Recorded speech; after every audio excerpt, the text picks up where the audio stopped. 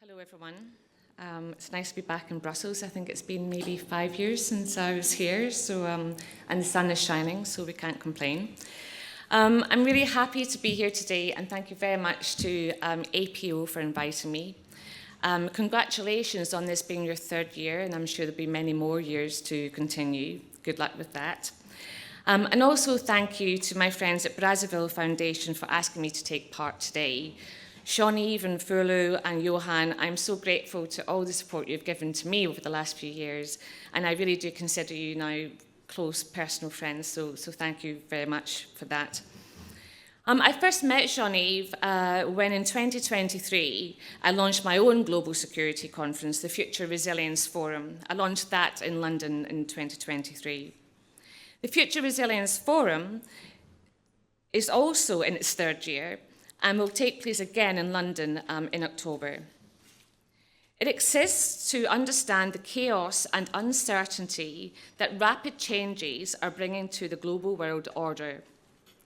Change can often make humans retrench to what they know best and what they feel comfortable with. But we can't stop change. Instead, we must do the opposite of retrenching.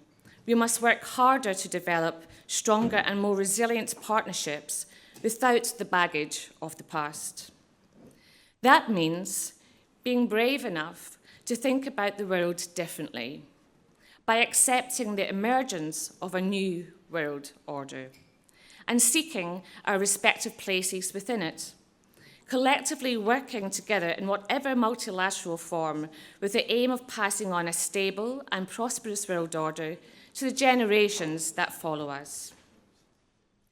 The organisers of today's event asked me to speak about Europe's security dilemma and how we balance defence objectives with development priorities.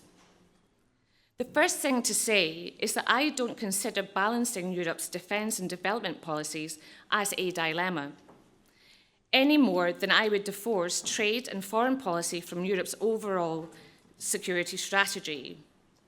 As our strategic competitors, for example, although not necessarily exclusive China, have already understood, foreign, security, trade, and development policy are constituent parts of the same thing.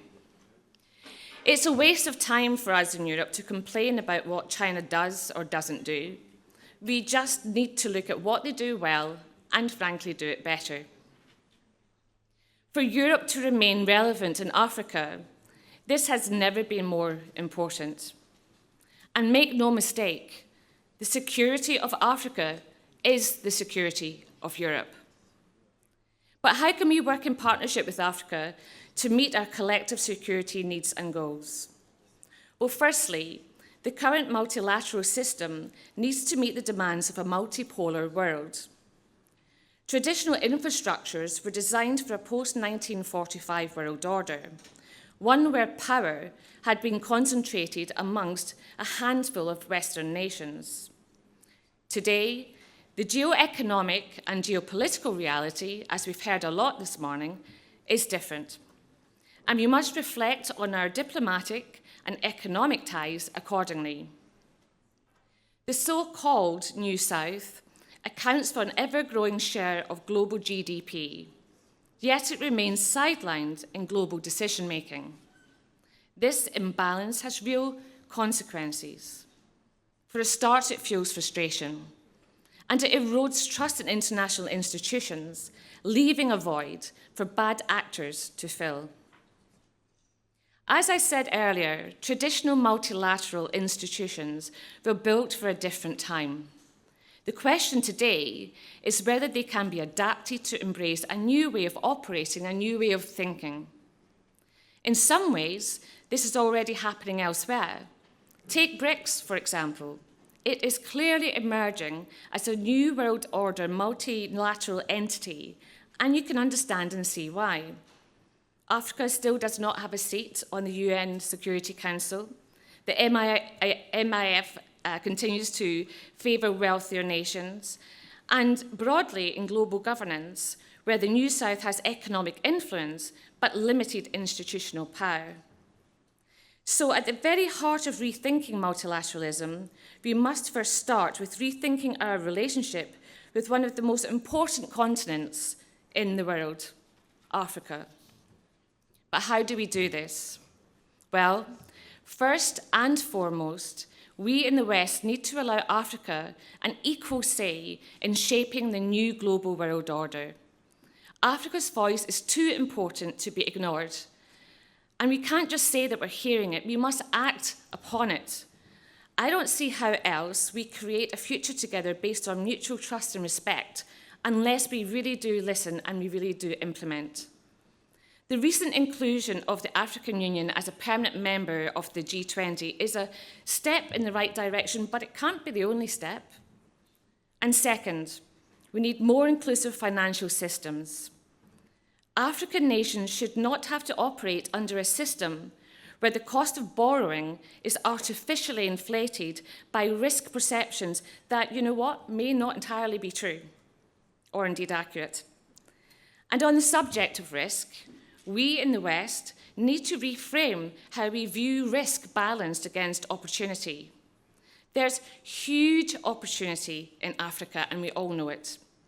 But if multilateral institutions continue to make decisions based on avoiding risk, then we will miss out on the amazing opportunities for growth and stability that could and should provide future generations with the kind of prosperity they will need for peace. During periods of change, sometimes caution can be the enemy within. And taking change overall as a theme on which to conclude, I am, and I always have been, an optimist. Some say it's quite annoying, but at these troubled times, I actually find myself quite lucky to have it. I believe that making solid relationships beyond our comfort zone during a period of division will lead to greater friendships and partnerships in the future. Life is cyclical, and when the good times come back again, we will remember those that we relied on most. Bilateral, minilateral, multilateral, east, south, north, west, it doesn't matter. What matters is hope, and what matters is truth. And please remember, audience, the world has gone through many, many big changes before. Let's seize the opportunities presented to us in change and go on to thrive, just as generations before us have done, who might sometimes feel lost in the non-stop commotion of change. That's to be expected. It just means that collectively we all have to work a little bit harder. Thank you very much.